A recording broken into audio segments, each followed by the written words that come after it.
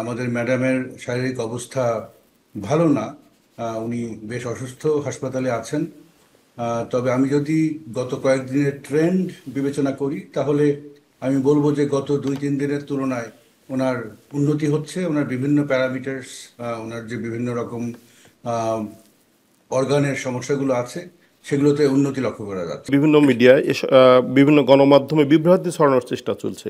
নির্বাচন পেছানো, নির্বাচন নাও হতে পারে, আন্তর্জাতিক চাপ।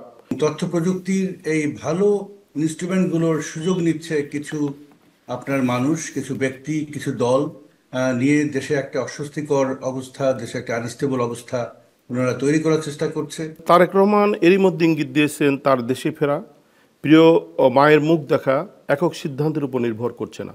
বেগম খালেদা জিয়ার বর্তমান শারীরিক পরিস্থিতি দেশের সবচেয়ে জনপ্রিয় রাজনৈতিক নেত্রীর সংকটপূর্ণ অবস্থায় আমাদের জাতীয় রাজনীতিতে কি এক ধরনের স্থবিরতা সৃষ্টি করেছে, এবং বেগম খালেদা জিয়ার আপনার জানা মতে বর্তমান শারীরিক অবস্থাই বা কেমন? প্রথমেই আমি আমাদের দেশনেত্রী, আমাদের সবার নেত্রী বেগম খালেদা জিয়ার আশু রোগ মুক্তি কামনা করছি। আহ, আমি আগেও বলেছি, কয়েকটা সাক্ষাৎকারে বলেছি, এবং আপনারা আমাদের যে স্ট্যান্ডিং কমিটির মেম্বার ডক্টর জাহিদ, ওনার মুখেও শুনেছেন যে আমাদের ম্যাডামের শারীরিক অবস্থা ভালো না। উনি বেশ অসুস্থ, হাসপাতালে আছেন। তবে আমি যদি গত কয়েকদিনের ট্রেন্ড বিবেচনা করি তাহলে আমি বলবো যে গত 2-3 দিনের তুলনায় ওনার উন্নতি হচ্ছে। ওনার বিভিন্ন প্যারামিটার্স, ওনার যে বিভিন্ন রকম অর্গানের সমস্যাগুলো আছে সেগুলোতে উন্নতি লক্ষ্য করা যাচ্ছে। আমরা আশাবাদী উনি শীঘ্রই রোগমুক্ত হবেন, এবং রোগমুক্ত না হলেও কিছুটা সুস্থ হয়ে উনি বাংলাদেশের বাইরে লন্ডনের উদ্দেশ্যে যাত্রা করতে পারবেন, এবং পরিবারের বাকি সদস্যদের সাথে ওনার সন্তান, আমাদের অ্যাক্টিং চেয়ার জনাব তারেক রহমান সহ সবার সাথে উনি জয়েন করতে পারবেন এবং সেখানে উন্নততর চিকিৎসা নিতে পারবেন। ধন্যবাদ doctor Ziauddin Haider sir. Sir, আমরা একটু জানতে চাচ্ছি, আমরা বিভিন্নভাবে দেখতে পাচ্ছি বিভিন্ন মিডিয়ায় বিভিন্ন গণমাধ্যমে বিভ্রান্তি ছড়ানোর চেষ্টা চলছে। নির্বাচন পেছানো, নির্বাচন নাও হতে পারে, আন্তর্জাতিক চাপ। আপনার কি মনে হয় এগুলো কি একটি পরিকল্পিত অপপ্রচার? পাশাপাশি আপনার দলের পক্ষ থেকে এই আসল তথ্য, ভুল তথ্য কিভাবে আপনারা আলাদা করতে কাজ করছেন, যদি একটু এটিভিএস এর দর্শকদের বলতেন। দেখুন, টেকনোলজি যত উন্নত হচ্ছে এটা খুবই ভালো দিক, যে আমাদের যে আপনার আম, আমাদের তথ্য প্রযুক্তির যথেষ্ট উন্নতি হচ্ছে। এখন আমরা এআই যুগে পদার্পণ করেছি, কিন্তু এই উন্নতির সাথে সাথে এই উন্নতির কিছু কিছু আপনার সাইড এফেক্ট আছে। একটা সাইড এফেক্ট হলো আপনার গুজব, এই যে রিউমার, মিস ইনফরমেশন, ইনফরমেশন, এগুলো করাও অনেকটা সহজ হয়ে গেছে, এবং সাধারণ মানুষের মধ্যে ছড়িয়ে দেওয়াটা অনেকটা সহজ হয়ে গেছে। এবং তথ্য প্রযুক্তির এই ভালো ইনস্ট্রুমেন্টগুলোর সুযোগ নিচ্ছে কিছু আপনার মানুষ, কিছু ব্যক্তি, কিছু দল নিয়ে দেশে একটা অস্বস্তিকর অবস্থা, দেশে একটা আনস্টেবল অবস্থা ওনারা তৈরি করার চেষ্টা করছে।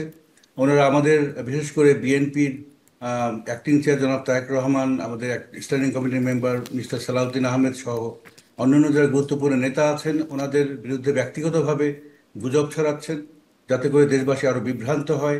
ইলেকশন নিয়ে অনেক কিছু গুজব হচ্ছে, কিন্তু আপনারা সবাই জানেন, সবাই শুনেছেন, প্রফেসর মোহাম্মদ ইউনূস, যিনি অন্তর্বর্তীকালীন সরকারের প্রধান, উনি কয়েকবারই বলেছেন যে বাংলাদেশের ইতিহাসে সবচেয়ে সুন্দর একটা নির্বাচন আমরা দেখব, উনি উপহার দেবেন, ওনার সরকার উপহার দেবেন।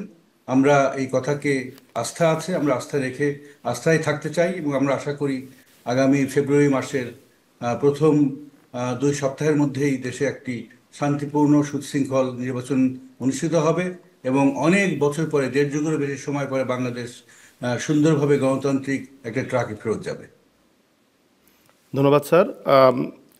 প্রসঙ্গ ক্রমেই তারেক রহমান চলে আসেন।